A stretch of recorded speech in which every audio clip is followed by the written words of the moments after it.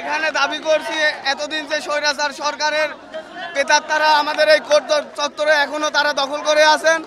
এরা ভারতের দালালি করছে, এরা আওয়ামী লীগের দালালি করছে। এই মাহমুদা সুলতানা কুষ্টিয়ার হত্যা মামলায় যারা দোষী এদেরকে কালকে সে জামিন দিয়ে দিয়েছে। এই ক্ষমতায় এই সাহসে কোথা থেকে পেল?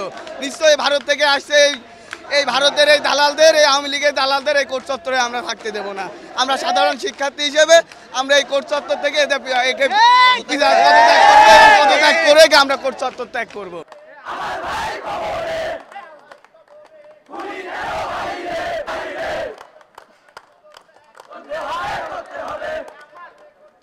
আওয়ামী সন্ত্রাসীদের জামিন দিয়েছে, আমরা ওই জন্য বৈষম্য বিরোধী ছাত্র আন্দোলনের পক্ষ থেকে আমরা আন্দোলন করছি। জামিন দেওয়ার আমরা তীব্র নিন্দা ও প্রতিবাদ জানাচ্ছি সরকারি কলেজের পক্ষ থেকে।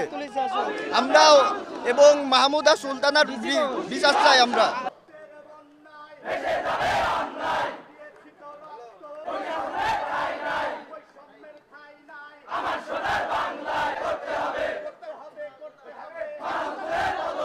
আড়াইশোটিরও বেশি ডিজাইন অপশন নিয়ে ওয়ালটন স্মার্ট ফ্রিজ, বোঝে আপনার প্রয়োজন। যেসব দালালিরা আমাদের উপর, ছাত্রদের উপর হামলা করেছে, এই আমরা ন্যায্য বিচার চাই। কেন 3 দিনের মাথায় আমাদের যারা আঘাতপ্রাপ্ত করেছে, আমাদের মারধর করেছে, তারা কেন 3 দিনের মাথায় জামিন পাবে? এটা কি আইনে আছে? 3 দিনে আমরা ন্যায্য বিচার চাই। আমরা ন্যায্য বিচার না পাইলে আমরা আবার রাজপথে নামবো এবং আসি এবং থাকবো। আমরা এই জন্য জানাই যে ম্যাজিস্ট্রেট বা যে হলো জামিন দিয়েছে তার আমরা ন্যায্য বিচার চাই। এর পদত্যাগ দাবি আমরা করছি।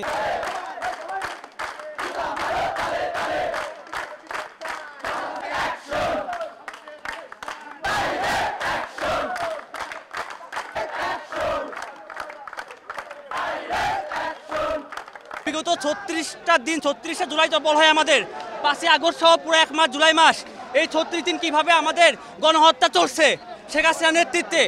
এই নেতৃত্বে শেখ হাসিনার দোসর যারা আছে তাদের যখন আমরা আইনের আশ্রয় আনা হয়েছে, ধরো তখন মাহমুদা সুলতানা কীভাবে এদের অত তাড়াতাড়ি জামিন দিয়ে দেয়? সে আমাদের স্বৈরাচারের দোসর, গণহত্যাকারীর নেতৃত্বে সে ছিল 1 নম্বরে, বা কুষ্টিয়ার নেতৃত্বে ছিল তারা যদি দ্রুত জামিন পায় তারা পরবর্তীতে আরো রাজ্য সৃষ্টি করবে। তখন আমাদের ধরে আরো নির্যাতন করবে আমাদের। তো আমরা এই বিষয়ে অতি দ্রুত পদক্ষেপ চাই, তাদের জামিন স্থগিত করতে চাই এবং যথাযথ বিচার চাই এবং মাহমুদা সুলতানার পদত্যাগ চাই।